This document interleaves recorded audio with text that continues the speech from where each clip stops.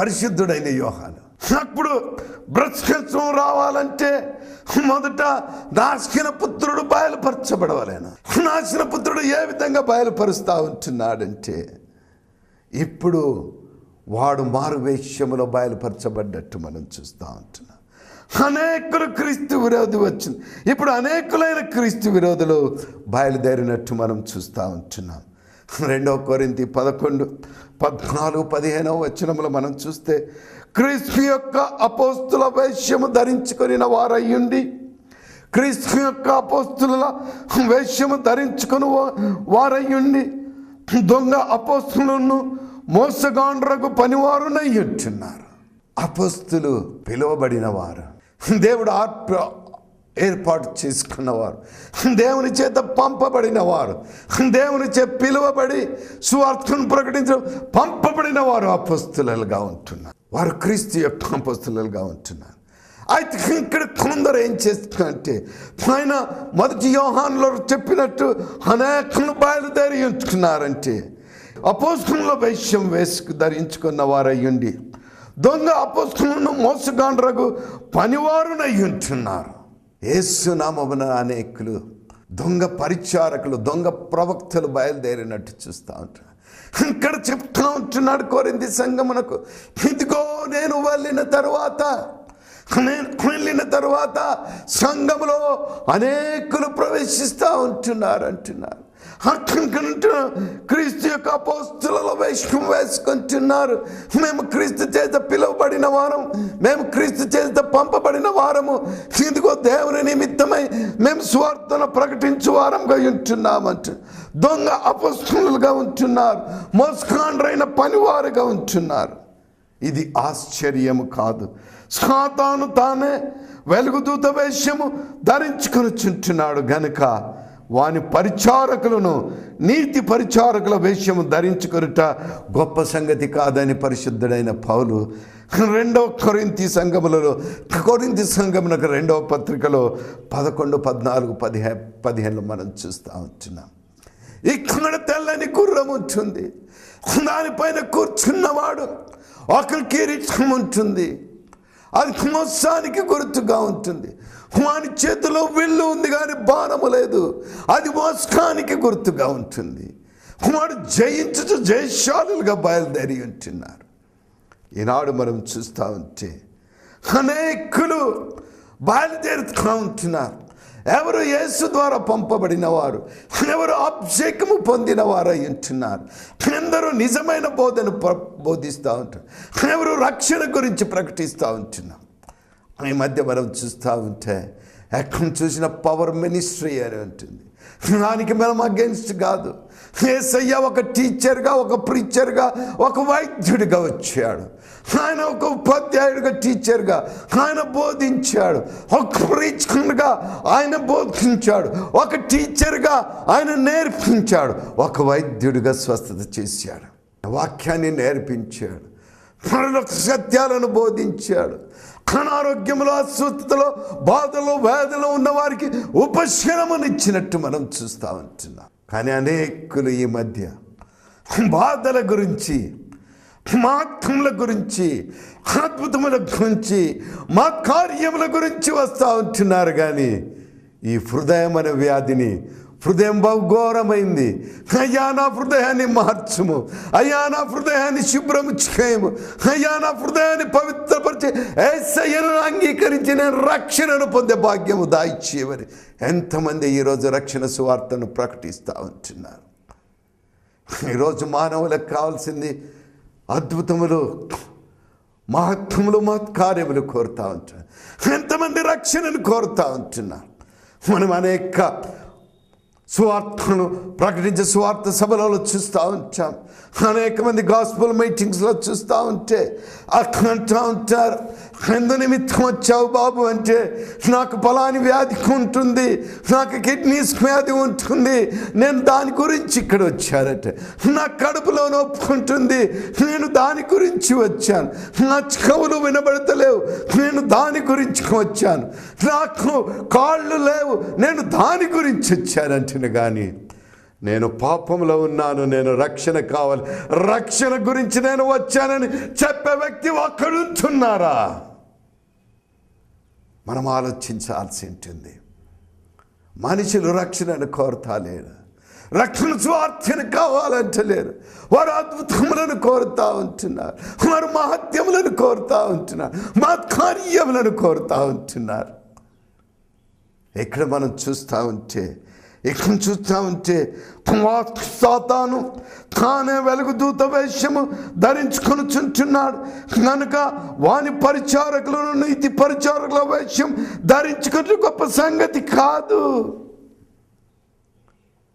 పై వాటినన్నిటిని మనం చూసినట్టయితే తెల్లని గుర్రం పైన ఉన్న వ్యక్తి అంత్యక్రీస్తు అనియు కుయుక్తిగా వాడు సంఘంలో ప్రవేశించుచుంటున్నట్టు మనం గ్రహిస్తూ ఉంటున్నాం. విశ్వాసుల మధ్య విశ్వాసులుగా వెళ్తూ ఉంటున్నాడు. ఆయన ఒక పరిచారకునిగా వస్తూ ఉంటున్నాడు. వాడు నీతి పరిచారకులుగా వాడి పరిచారకులను నీతి పరిచారకులుగా వారు పవిత్రమైన పరిశుద్ధమైన సంఘములలో వారు ప్రవేశిస్తూ ఉంటున్నారు. సంఘములను కోళ్ళ గురించకు వారు వచ్చుతున్నట్టు మనం చూస్తూ ఉంటాం. ఇతడు మొదట నీతిమంతుడిగా జీవిస్తూ ఉంటాడు, నీతిని శాంతిని కాంక్షించేవాడుగాను, నీతిమంతుడుగాను, సమాధానకర్తగాను వాడు కనబడుతుంటాడు. ఎంతో వినయం ప్రవేశిస్తూ ఉంటాడు. బ్రదర్, మనం ప్రేర్ చేయాలంట, వాక్యం చదవాలంటాడు, నీతి క్రియలను సమాధాన క్రియలను ప్రవేశిస్తాడు. ఈ విషయమును బట్టి ప్రభువు మత్తయి 24:4-13 మార్కు 13:5 చెప్తా ఉంటున్నాడు. ఏమరుచుకుంటా ఉంటే ఎవడును మిమ్మను మోసపుచ్చకుండా చూచుకొనుడి. అనేకులు నా పేరిట వచ్చి నేనే ఆయనని చెప్పి అనేకులను మోసపురుస్తూ ఉంటారు. మీరు గమనించుకోండి అంటున్నారు.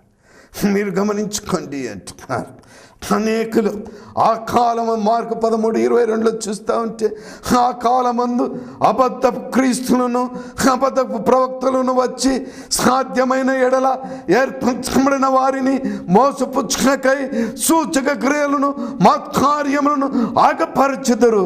మీరు జాగ్రత్తగా ఉండుడి, ఇదిగో సమస్తము ముందుగా చెప్పి ఉన్నానంటున్నా. ఇలాంటి క్రియలు చేయవారు అనేకులుగా ఉంటున్నారు, ఇలాంటి మాధ్యములు చేయవారు అనేకులుగా ఉంటున్నారు. అందుకే ఆత్మను గురించి చెప్తూ పరిశుద్ధ గ్రంథంలో ఉంటుంది, ఆత్మల వివేచన జ్ఞానమును మీరు పొందుకొనుడి. ఏ ఆత్మ దేవుని నుంచి వచ్చిన ఆత్మ, ఏది దురాత్మ అని చెప్తా ఉంటున్నారు. ఈ మధ్య దురాత్మలు కూడా ప్రవచనాలు చెప్తా ఉంటాయి. నీ గత జీవితాన్ని చెప్పబోతా ఉంటున్నాయి, నీ ప్రస్తుత జీవితాన్ని చెప్తబోతా ఉంటున్నాయి. కానీ దైవ గ్రంథంలో చూడండి, ఏ ఆత్మ క్రీస్తు ప్రభు అని ఒప్పుకుంటుందో అదే పరిశుద్ధాత్మగా ఇక్కడ బయలుపరుస్తూ ఉంటుంది. అందుకే మనం అడగాల్సింది, ఆత్మల వివేచన జ్ఞానము మాకు దాయిచ్చే ప్రభువా. ఏది నువ్వు పంపించిన ఆత్మ, ఏది దురాత్మగా ఉంటుందని మనం గమనించాల్సి ఉంటుంది. అందుకని జాగ్రత్తగా ఉండు, సమస్తమును ముందుగానే చెప్పి ఉంటున్నానంటున్నాను. దానికి 8:23 చూస్తే క్రూర మూర్ఖము గలవాడును యుక్తి గలవాడునై ఉపాయము తెలుసుకొను ఒక రాజు పుట్టును. వాడు జయశాలిగా ఒక కిరీటము ధరించుకొని గుర్రం మీద వెళ్తా ఉంటున్నాడు, చేతుకుని ఒక విల్లును ధరించుకొని ఉంటున్నాడు. వాడు క్రూర మృగము గలవాడుగా ఉంటున్నాడు, వాడు యుక్తి గలవాడుగా ఉంటున్నాడు. ఉపాయము తెలుసుకొని ఒక రాజు పుట్టునంటే అనేకమైన కుట్రలు కుతంత్రములతో వేషధారణతో సంఘాలలో దుష్టుడు ప్రవేశిస్తూ ఉంటున్నాడు. నీతిమంతుడిగా తను రుజువుపరచుకోవాలని వస్తూ ఉంటున్నట్టు మనం చూస్తూ ఉంటున్నాం. అయితే యేసు చెప్తా ఉంటున్నాడు, యోహాను 5:43 చూస్తే, నేను నా తండ్రి నామమున వచ్చి ఉన్నాను, మీరు నన్ను అంగీకరింపరు. మరి ఎక్కడ తన నామమున వచ్చిన వానిని మీరు అంగీకరిస్తారంటున్నారు. యేసయ్య చెప్పాడు, ఇలాంటి వారు వచ్చినప్పుడు, ఇలాంటి క్రీస్తు విరోధి అధర్మ పురుషుడు దుష్టుడు క్రీస్తు అని వెలుగుదూత వేషం వేసుకొని నీతి పరిచారకుడిగా వచ్చినప్పుడు మీరు వాడిని వెంబడిస్తూ ఉంటారు, వాని పొగుడుతూ ఉంటారు, వాని అడుగు జాడల్లో మీరు నడుస్తూ ఉంటారు.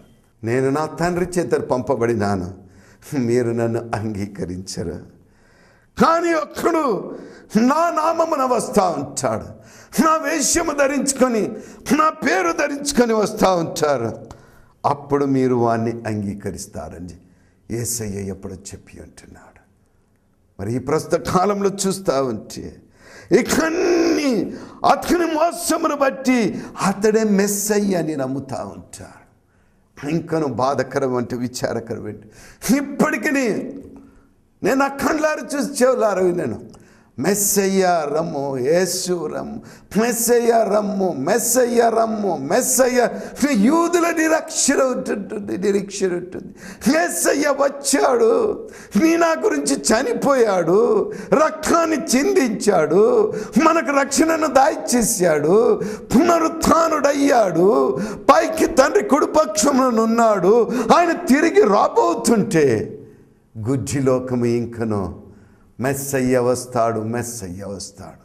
గొర్రెపిల్లగా వచ్చిన వాడిని వధించారు, గొర్రెపిల్లగా వచ్చిన వాడిని హింసించారు, బాధించారు, సిలువ వేశారు. ఆయనను దేవుడు ఆయనను మృతులలో నుండి లేపాడు. మరణము ఆయనను బంధించలేకపోయింది, ఆయన మృతులలో నుంచి లేచాడు. యుగ యుగములకు ఇదిగో మృతుడనైతిని గాని యుగ యుగములకు సజీవుడిగా ఉన్నానని నీ నా పక్షమున విజ్ఞాపన చేయుతూ తండ్రి కుడి పక్షమున ఆయన ఉంటున్నటువంటి ఇది రెండో ప్రత్యక్షతలో మనం చూస్తూ ఉంటున్నాం. ఏమైనా వారులారా, మరి ఆ కాలంలో ఎలాగుంటుంది పరిస్థితి అంటే మనం చూస్తూ ఉంటే, అలాగ చూసుకుంటే యెషయా 31లో చూస్తే ప్రకారము నా ఆత్మ నియమింపని సంధి చేసుకుంటారంటారు.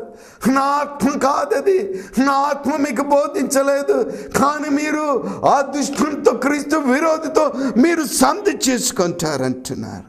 అయితే ఇశ్రాయేలీలు 3.5 సంవత్సరములు అతని ఏలుబడిలో నుండిన తర్వాత, 3.5 సంవత్సరములు అతని ఏలుబడిలో అతని పాలన కింద ఉన్న తర్వాత, మత్తయి 24:15, మార్కు 13:14-33 వచనములు మనం చూస్తే అఖండ సత్యము బయలుపరుస్తూ ఉంటుంది.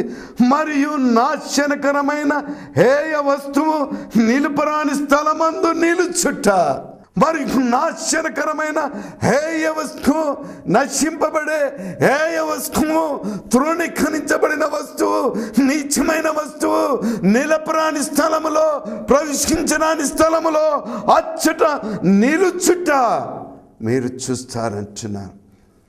అప్పుడు ఈ దుష్టుడు తన ప్రతిమను తెచ్చి దేవాలయములో నిలిపి పూజించమని ఇశ్రాయేలులను సర్వజనాంగములను కోరుతా ఉంచాడు. ఇదిగో నా ప్రతిమకు మీరు పూజించండి, నేనే దేవుణ్ణి, నన్ను పూజించండి అంటాడు. సంఘాలన్నిటిని మోసపురిచాడు. నికోలాయిల బోధతో సంఘాలనందరిని, విశ్వాసులందరినీ పక్కకు నెట్టాడు. బిలాము బోధలతో శరీరం ద్వారా పాపాలను చేసించాడు. నికోలాయిల బోధతో వారి శరీరములను అపవిత్రపరుచుకుంటున్నాడు. బిలాము బోధతో వారు చేయకూడని అకృత్యమైన కార్యములను, క్రియలను చేసి పాపానికి వారు దగ్గరైనట్టు చేశాడు. మోసగాడు సంఘాలను నాశనం చేసి నాశన పురుషుడిగా ఉంటున్నాడు. అప్పుడు ఎప్పుడైతే నాశనకరమైన హే వస్తువు నిలవరాని స్థలంలో నిలబడతా ఉంటుందో అప్పుడు ఇశ్రాయేలీయుల ఆలోచనలో పడతా ఉంటా. అప్పుడు విశ్వాసుల ఆలోచనలు పడి అతడు క్రీస్తు కాడని తెలుసుకుంటారు. He is not Christ, he is not saviour, he is not redeemer, he is not Messiah అని తెలుసుకొని యెషయా 23:15 ప్రకారం ఏమంటారంటే, మేము మరణముతో నిబంధన చేసుకుంటుమి, అయ్యో మేము మరణతో నిబంధన చేసుకుంటుమి, ఆ క్రీస్తు విరోధితో మేము నిబంధన చేసుకుంటుమి. We have made a memorandum of understanding, అతనితో మేము నిబంధన చేసుకుంటాం. మేము పాతాళమునకు పోవచ్చుంటున్నాము కదా, మేము నశించబోచున్నాము కదా అని మేము మరణముతో నిబంధన చేసుకుంటుమి, పాతాళముతో ఏకమైతిమి, అబద్ధములను మాకు ఆశ్రయంగా చేసుకుంటుమి, మాయా క్రింద మేము దాగి ఉన్నామంటున్నాం. అబద్ధములను, వాడు పలికే అబద్ధములను, వాడు చెప్పే అబద్ధ ప్రవచన లేఖనములను వాడు ప్రకటించే ఆ వద్ద మాటలను మేము గాయకున్నాము కదా, మేము వాటిని ఆశ్రయం చేసుకున్నాము కదా. పాతాళమునకు దిగిపోవటకు పాతాళంతో మేము ఏకమై ఉన్నాము కదా. వాడు చేసిన మాయలో మేము దాగి.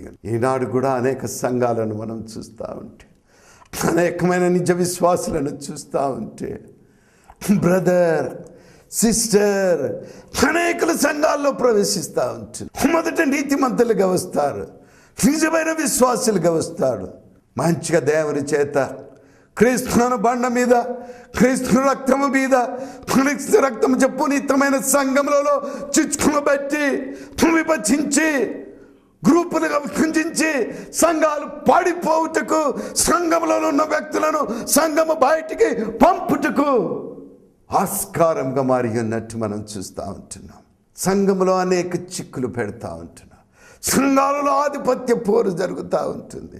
సంఘములలో నీతిమంతులు లేరు, ఆ నీతిమంతులుగా జీవించే వారి డామినేషన్ పరిగిపోతూ ఉంటుంది. దేవుని సంఘమును దోచుకునే విశ్వాసులు బయలుదేరినట్టుంటున్నారు. అలాంటి వారిని అడ్డుకున్నప్పుడు అడ్డుకుని వారిని బయటికి పంపేవారుగా ఉంటున్నారు. సంఘాలు విభజించబడతా ఉంటున్నాయి. సంఘాలలో భేదాభిప్రాయములు వచ్చుతూ ఉంటున్నాయి దుష్కం చేయదు బట్టి. అందుకే మేము మరణముతో నిబంధన చేసుకొంటిమి, పాతాళముతో మేము ఏకమైతిమి, అబద్ధములను మాకు ఆశ్రయంగా చేసుకొంటిమి. వాడు చూపే మాయ కింద మేము దాగి ఉన్నామంటున్నాం. అనగా మొదట చాలా మంచిగా నటించి బయలుదేరి మానవులందరినీ, మానవుల కోటిని అందరినీ తన అదుపులోనికి తీసుకుంటా ఉంటాడు. వాడు దుష్టుడు అంటా ఉంటాడు. ఇక్కడ మనకి కిరీటం అంటాడు. ఆ కిరీటము అధికారమును ఏలుబడిని చూపించుచుంటున్నట్టు చూస్తాం. ప్రకటన 17, 12, 13లో చూస్తూ ఉంటే అక్కడ 10 మంది రాజులు కలిసి వానికి అధికారమును అప్పగించి నువ్వు మమ్మల్ని ఏలుము అన్నట్టు ఆ ప్రకటన 17వ అధ్యాయంలో చూస్తాం. వానికి అధికారం ఇచ్చినట్టు చూస్తాం. అదే కిరీటం నాకు సాదృశ్యంగా ఉంటుంది. అతడు విల్లు పట్టుకుని ఉండను కానీ అతని చేతిలో బాణములు లేవు అంటే. విల్లు యుద్ధములకు సాదృశ్యము, కానీ ఆ యుద్ధము జయించుటకు వాని యుద్ధ బాణములు లేవు. రాబో భయంకరమైన సూచనలను, భయంకర యుద్ధం సూచనగా విల్లు ఉంటూ ఉంటుంది. అతడు జయశాలిగా వెళుతుంటున్నాడు. అతడు జయించుచు బయలువెడలను. క్రీస్తు విరోధి వచ్చినప్పుడు అతడు ఉన్న కొద్ది దినములు దానియేలు గ్రంథములో మనం చూస్తూ ఉంటే, దానియేలు 7:21 చూస్తే ప్రకారము పరిశుద్ధులు అనబడిన యూదులతో యుద్ధము చేసి జయిస్తూ ఉంటున్నాడు. ఈ కాలంలో కూడా అవినీతి పరులు, అవిశ్వాసులు సంఘాలలో విశ్వాసులపై పై చేయి చేసుకుంటున్నారు. ఎందుకంటే విశ్వాసులు, నిజ విశ్వాసులు వారు సాత్వికులుగా ఉంటున్నారు, వారు బలహీనులు కాదు. తండ్రి వీరేమి చేయించుంటున్నారు, వీరు ఎరగను, వీరిని క్షమించుకొని యేసు ప్రార్థించినట్లు, అలాగే స్టెఫెను ప్రార్థించినట్లు వారు ప్రార్థిస్తూ వీరి అంతము దేవునికి అప్పగించుచుంటున్నామంటున్నారు. అలాంటి వారు భయంకరమైన పరిస్థితులను బట్టి వారు బయటికి పోతా ఉంటున్నారు. అలాంటి వారిని పరిశుద్ధులు అనబడిన యూదులతో యుద్ధం చేసి జయించువాడుగాను. మరి దానియేలు 8:24, ప్రకటన 11:7, 13:7 మనం చూసినట్లయితే లోకమంతటి మీద ఈ దుష్టుడు పరిపాలకుడుగా ఉన్నట్టు మనం చూస్తూ ఉంటున్నాం. అందుకనే ప్రియమైన వారలారా, మత్తయి 10:16లో యేసయ్య ఒక మాట చెప్తా ఉంటున్నాడు, తన శిష్యులకు చెప్తా ఉంటున్నాడు. అంటే మీరు ఒకటి గమనించాలి, యేసయ్య ఇది శిష్యులకు చెప్పాడు బ్రదర్, మాకు కాదని కాదు. యేసయ్యను అనుసరించు ప్రతి ఒక్కడు ఆయన శిష్యులే. అంతియొక్కలో మొదట క్రైస్తవులు శిష్యులు క్రైస్తవులు అనబడ్డారు. అంతియొక్కలో అపొస్తలుల కార్యములో ఉంటుంది. అంతియొక్కలో మొదట క్రీస్తు శిష్యులు క్రైస్తవులు అనబడ్డారు. అంటే క్రైస్తవులు శిష్యులే. ప్రతి ఒక్కరు నువ్వు శిష్యుడు, నేను శిష్యుని, మనం అందరం శిష్యుడు. ఆయన మత్తయి 10:16లో ఒక మాట చెప్పారు, పాముల వల వివేకులను పావురము వలె నిష్కపటులై ఉండు అంటున్నారు. పాముల వలె వివేకులను, పావురముల వలె నిష్కపటులయ్యుండుడి, మనుషుల గూర్చి జాగ్రత్త పడుడి అంటున్నాడు. మనుషుల గూర్చి జాగ్రత్త పడుడి అంటున్నాడు. ఇంకను కొరింథీ రోమా పరిశుద్ధుడైన పౌలు రోమా పట్టణమునకు, రోమా సంఘమునకు 16:19 చెప్తే, మీరు మేలు విషయమై జ్ఞానులను, కీడు విషయమై నిష్కపటులై ఉండవలనని కోరుచుంటున్నానంటున్నాడు. ప్రియమైన వారలారా, ఈ మొదటి ముద్రను చూస్తే ఈ ముద్ర ద్వారా మనం హెచ్చరింపబడచా ఉంటున్నాం. విశ్వాసులను మోసపురుచు దురాత్మలు, దుష్టశక్తులు వెలుగుదూతల రూపంలో, నీతి పరిచారకుల రూపంలో సంఘములలో ప్రవేశిస్తుంటున్నాడు.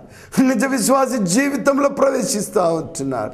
అక్కడ సంఘములను పడగొడుతూ ఉంటున్నాడు. నిజ విశ్వాసుల జీవితాన్ని విశ్వాసం నుంచి తొలగిపోవునట్టు చేస్తూ ఉంటున్నారు. పరిశుద్ధాత్మ దేవుడు నీకు, నాకు, మనందరికీ హెచ్చరిస్తూ ఉంటున్నాడు. వీరిని గూర్చి జాగ్రత్త ఉండుడి, మనుషుల గూర్చి జాగ్రత్త పడుడి. మీరు దేవుని అడగండి, వేచిన ఆత్మను పొందుకోండి. ఏది దేవుని ఆత్మ, ఏది దేవుని విరోధ ఆత్మ మనం తెలుసుకోవలసిన వారమై ఉంటున్నాం. మరి పౌలు చెప్తా ఉంటున్నారు, జ్ఞానము మీరు మేలు విషయమై జ్ఞానమును, మేలు విషయమై జ్ఞానమును, కీడు విషయమై నిష్కపటులై ఉండవలను అంటున్నారు.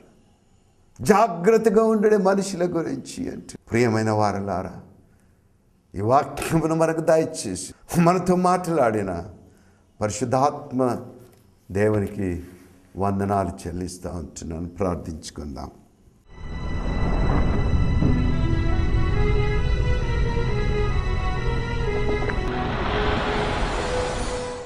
మహోన్నతుడా, సర్వశ్రీమంతుడా, సర్వంతర్యామిన మా పరమ తండ్రి, నీ దయచేసిన వాక్యమును బట్టి నీ పాదములకు స్తోత్రం తండ్రి. అనేకులు తండ్రి నీ వేషము ధరించుకొని వెలుగుదూత వలె తండ్రి, నువ్వు పంపిన అపోస్తుల వరలే, నీతి క్రియలు జరిగించు పరిచారకుల వరే సంఘంలో ప్రవేశించుచు, దుష్టుడు తండ్రి మా జీవితంలో ప్రవేశించుచు విశ్వాస జీవితంలో నుంచి పడగొట్టుచుండగా, సంఘమును నాశనము చేయుచుండగా, సంఘమును విభజించుచుండగా, సంఘములలో భేదాభిప్రాయములు కలిగించుచుండగా తండ్రి, వారిని ఎదిరించుటకు మాకు సహాయము దయచేయం తండ్రి. వారి నుండి మమ్మలను తప్పించమని వేడుకుంటున్నాము. వారి నుండి సంఘములను తప్పించమని వేడుకుంటున్నాను. వారి నుండి విశ్వాసం జీవితంలో నుంచి తొలగిపోకుండానట్లు తండ్రి, విశ్వాసంలో నిలదొక్కబడినట్లు మాకు సహాయం దయచేయమని వేడుకుంటున్నాను. కృపగల తండ్రి, జాలిగల తండ్రి, ప్రేమగల తండ్రి, ప్రతి విశ్వాస జీవితంలో దుష్టుడు నానా విధమైన తలంపులతో, ఆలోచనలతో, నీతి తలంపులను వారి తలంపులతో, నీతి తలంపులని పాపపు తలంపులతో వాడి శరీరంలో జీవితంలోనికి ప్రవేశించుచుండగా, విశ్వాసులమైన మేము గ్రహించుటకు ఏది దేవుని మాట, ఏది దేవుని మాట కాదు, ఏది దేవుని ఆత్మ, ఏది క్రీస్తు విరోధి ఆత్మ తెలుసుకుంటకు వివేచన జ్ఞానమును మాకు దయచేసి నడిపించమని వేడుకుంటున్నాం తండ్రి. ఈ కార్యక్రమం వీక్షించుచుంటున్నా నీ ప్రతి బిడ్డను ఆశీర్వదించు, దయవించు. ప్రతి బిడ్డకు వివేచన జ్ఞానం దయచే తండ్రి. వేషద్వారాల నుంచి వారు తప్పు దూరంగా నుండి సహాయం దయచే. వివేచనాత్మలను వారికి దాయిచ్చాం, వివేచన జ్ఞానమును వారికి దాయిచ్చాం. మనుషుల నుంచి, దుష్టుల నుంచి వారు దూరంగా ఉండుటకు సహాయం దాయిచ్చాం. దుష్టుని శోధనలు జయించడానికి వారికి సహాయం దాయిచ్చాం. ఈ ప్రార్థనలో ఏకీభవిస్తున్న ప్రతి బిడ్డను ఆశీర్వదించి దయవించు. వారి వారి సమస్యలను బట్టి తండ్రి, ఆ సమస్యల నుంచి వారికి విడుదలను దయచేసి సమస్యలను పరిష్కరించి ఆశీర్వదించి దయవించు తండ్రి. అనారోగ్యంతో స్వస్థనున్న ప్రతి బిడ్డను నీ గాయపడిన హస్తం చెముట్టి నీ పవిత్రమైన పరిశుద్ధమైన జీవం గల మహిమ గల అద్భుతమైన రక్తమును వారిపై ప్రోక్షించి సంపూర్ణ స్వస్థతను అనుగ్రహించి నువ్వే మహిమ ఘనత పొందుమని యేసయ్య పరిశుద్ధ నామమున బ్రతిమాలి వేడుకొంటున్నాము తండ్రి.